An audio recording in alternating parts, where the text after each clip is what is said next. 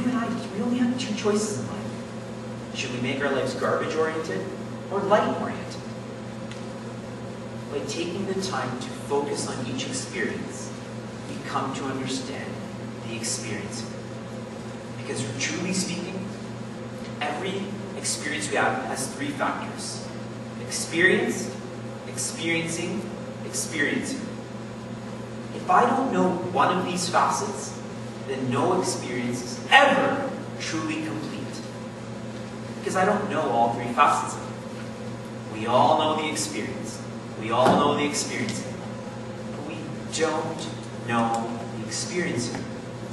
So nobody has ever lived a true, complete experience other than a master who knows who he or she is. 25 years, 30 years, 35 years, 40 years, however old we are, yet to live a single, complete experience. As Socrates says, some of us spend our whole lives without ever knowing that we are dreaming, without ever being awake. By contemplating on the self, we rediscover the self. And this very much goes in line with what I've been saying time and time and time again. As we think, so we become. If I contemplate on the self, I re-become the self. When we were studying Vivekji,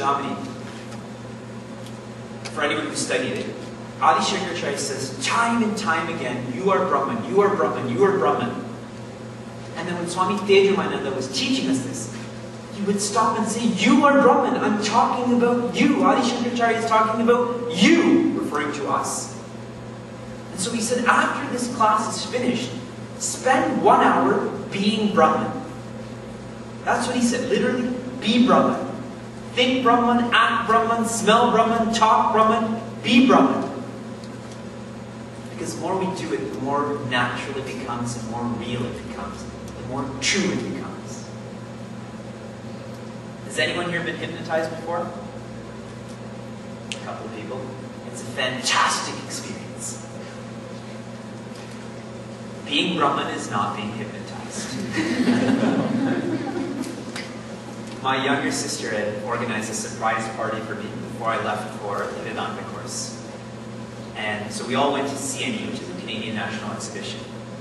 And there was a huge audience of people, and because the hypnotist was about to come on. And I've always wanted to be hypnotized, but the people that come to our universities and schools are always the X-rated ones, right? So I'm not willing to do something like that. So he calls out for volunteers, and I run to the stage because I really want to be hypnotized. So I'm the first one there, and there's 29 other people, and we all go on stage.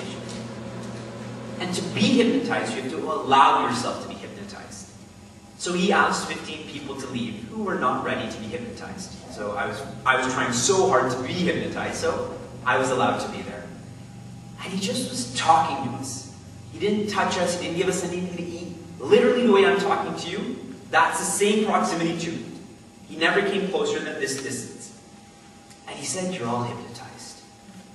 He takes off his belt and wraps it around the microphone and lets go of it and says, this is a snake.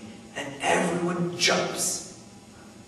Then he says, now it's winter time. And again, this is what I was told I was doing.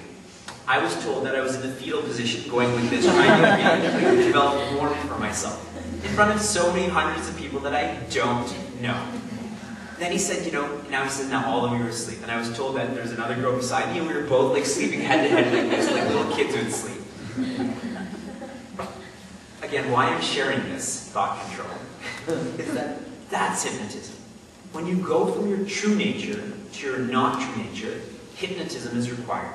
But to go from your not true nature to your true nature, that's not hypnotism. That's just reasserting the truth. So when Swami Tejamananda says, be Brahman, it's not brainwashing, it's not hypnotism. It is reasserting who we are. Because just if I say, be Brahman, be Brahman, be Brahman, and if that's not my nature, I'm not going to become infinite all of a sudden. It's reasserting who we are. Our bodies, we take so much care of. We don't go and play in the dirt other than yesterday. But like a parent in India, whenever everyone here has been to India before? Okay. You know, when we were children, our parents would say, don't play in the gutter or that nully that, you know, that's outside the house because all the dirty water goes there. You know, don't play in there. But how come our parents never told us not to put our minds there too? Right? Don't go play in the gutter. Don't put your hands in the gutter. But what about our minds? We think about whatever we want, whenever we want, whether it's clean, whether it's dirty. We all, whenever we go to parties or whenever we came here, we dressed, we took showers, etc. But what about the mind? Endless gyms for the body. What about the mind? My point is that we're so focused on the experience. Ramana Maharshi is saying is focus on the reality. Focus on the self. This mind is software. This body is just hardware. You can take any keyboard and plug it into any computer, and that same message will come on the screen. But if you take an Intel processor or another company who does something what Intel does, who knows, then that processing changes. All of us experience the same 78.3 Fahrenheit in this room. But some of us are hot, some of us are cold. It's not that the hardware is different, it's the software is different. Let us focus more on the software and take that software to the own, rather than taking the software to the body and the objects and the emotions and the thoughts. Let us take this software and direct it to itself, its true nature. And we'll study one more shloka, shloka 15.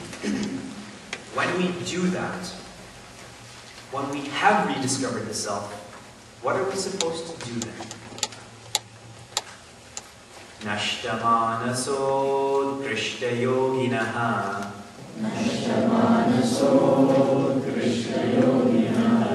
Krityamastikim swastitim yataha